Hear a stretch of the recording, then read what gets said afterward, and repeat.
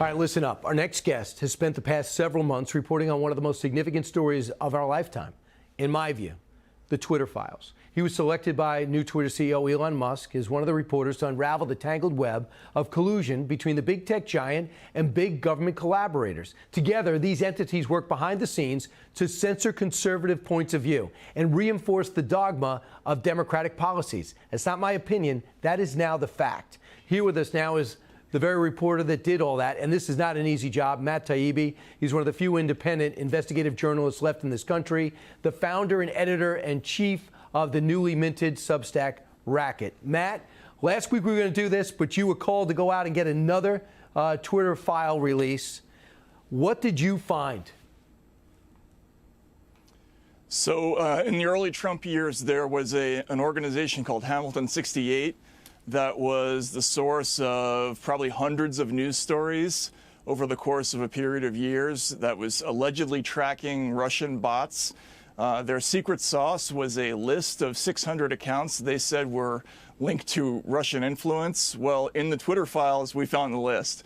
And the list, let's just say, is mostly bereft of Russians, but is full of real Americans. And what they basically did is a fraud. They took ordinary conversations of ordinary conservatives mostly, and essentially just called it Russian influenced. The Hamilton68 is a fraud. Hamilton68 out to stop Russian influence was actually out there to stop conservatives, stop pro-Trump trending, stop pro-Trump popularity, whether it was Charlie Kirk on down, which you had reported earlier.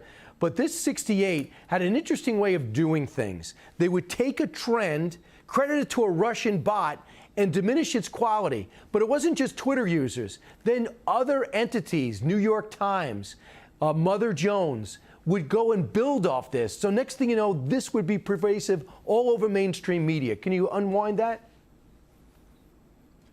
Yeah, so the key here is that they built this tool called the Hamilton68 dashboard that purported to track Russian bots. Again, it was based on 644 accounts, which we now know are mostly organic accounts, mostly real people, mostly in the West.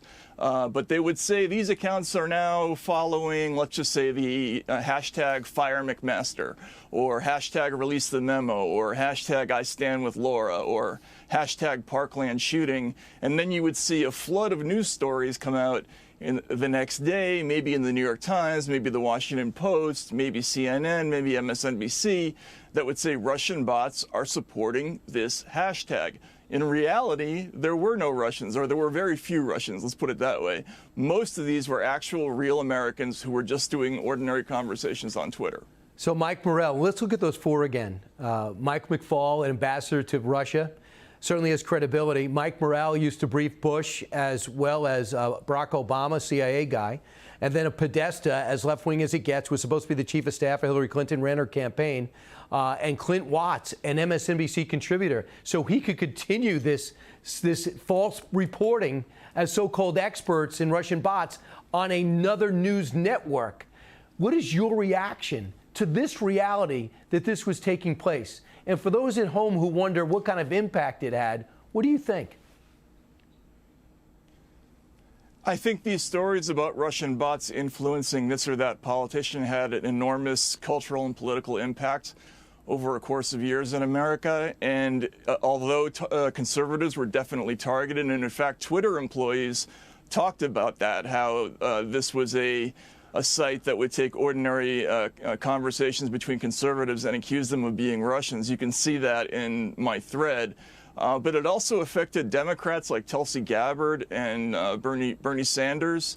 So this was a site that basically went after people, anybody who was a critic of the Democratic Party, be it on the left or right. And we see that in the composition of the list, which also includes people like the editor of Consortium, which is a progressive magazine. Pretty amazing. Just some people who came back at you because you wrote this. You are not a left-wing, you are not a right-wing conservative commentator, are you? No, of course not. No, I actually wrote a book called Insane Clown President about Donald Trump. Right. You know, look, for me, I'm a traditional sort of ACLU liberal. Like, I grew up in the news media, and what offends me about this story is that it's just not true. Like, I don't really care about the politics of it, but all it would have taken was one reporter throughout all this time to say, you know what, who's on that list? Or I'm not going to do the story unless you tell me who's on that list. And none of this would have happened. What the story is really about is a breakdown in the standards of mainstream media, and I think that's what's really important here. The FBI played a role in this. Then you have other groups. Politicians would understand this wouldn't be true, and they go out and said it anyway publicly. So this is what some of the people are saying about you, Matt. The FBI issued a statement calling you and your fellow journalist, Bari Weiss, Michael Schellenberger, conspiracy theorists. CNN anchors took shots at you, suggesting that because you were independent and unaffiliated with major and credible news organizations, that the reporting was unreliable, which is a joke. One Slate headliner called the Twitter Files finale the Great Internet Grievance Wars. How do you feel about that description of what you were asked to do? I mean, look, some of it is professional jealousy. Some of it is just absurd. The idea that the Washington Post is going to call me a conservative journalist is ridiculous.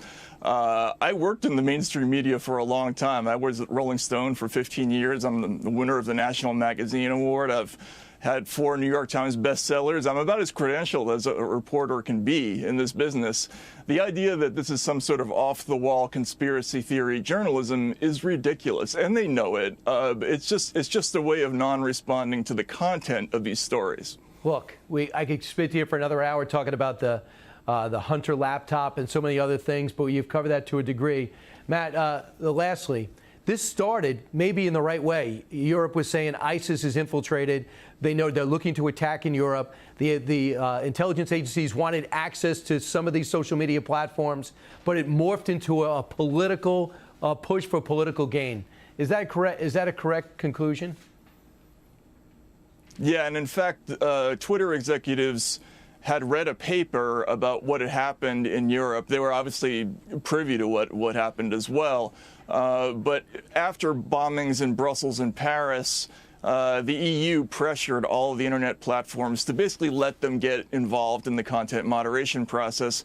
And that exact same thing basically happened in the United States. The difference being that they really had to manufacture the Russian threat a lot more than they did the ISIS threat in Europe. And they did it through things like the Hamilton68 project. Poisoning the U.S.-Russian relations for political gain. And that has titanic implications, maybe what we're experiencing right now. Because, believe it or not, the Russians didn't do it. These 5 did in this case. More to come. Matt, it's been very educational to be able to talk to you and find out what's going on. Appreciate what you're doing. Thanks so much for having me, Brian. Hey, Sean Hannity here. Hey, click here to subscribe to Fox News YouTube page and catch our hottest interviews and most compelling analysis. You will not get it anywhere else.